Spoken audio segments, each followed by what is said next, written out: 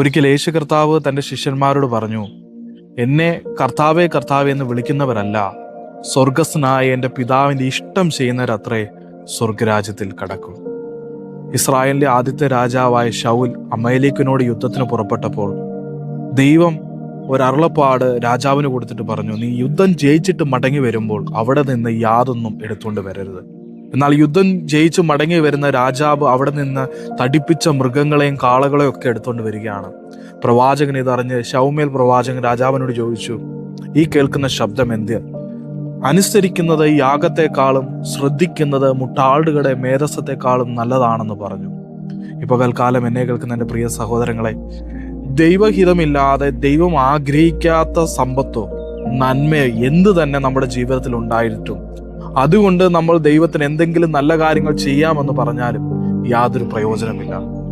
ദൈവം പറയുന്ന വചനവും ദൈവം പറയുന്ന കൽപ്പനകളും അനുസരിക്കാതെ പ്രാർത്ഥിച്ചതുകൊണ്ടോ ഉപവസിച്ചതുകൊണ്ടോ യാതൊരു പ്രയോജനമില്ല. അവിടെ സംഭവിക്കുന്നത് എന്താന്ന് വെച്ചാൽ, ദൈവത്തിന്റെ കൽപ്പനകളെ അനുസരിക്കാതെ തടിപ്പിച്ച മൃഗങ്ങളെ കൊണ്ടുവന്ന് ദൈവത്തിന് യാഗം അർപ്പിക്കാൻ വന്ന ശൗൽ രാജാവിനോട് ശൗമേൽ പ്രവാചകൻ പറയുകയാണ്, ഇന്ന് തൊട്ട് നിന്റെ രാജ്യത്വം ഇവിടം കൊണ്ട് അവസാനിക്കുകയാണ്.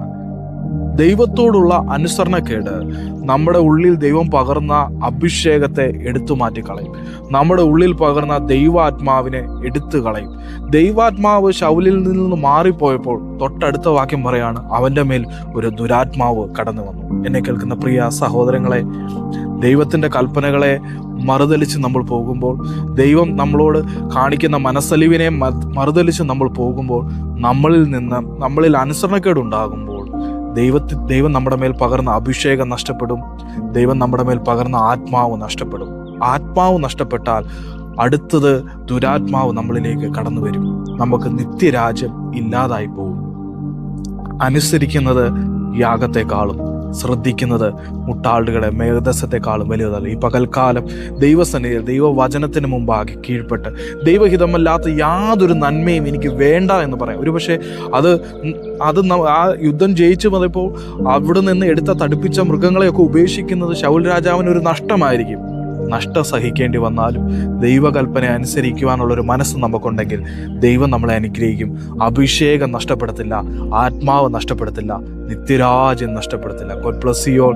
ദൈവം നമ്മളെ അനുഗ്രഹിക്കട്ടെ. ആമേൻ.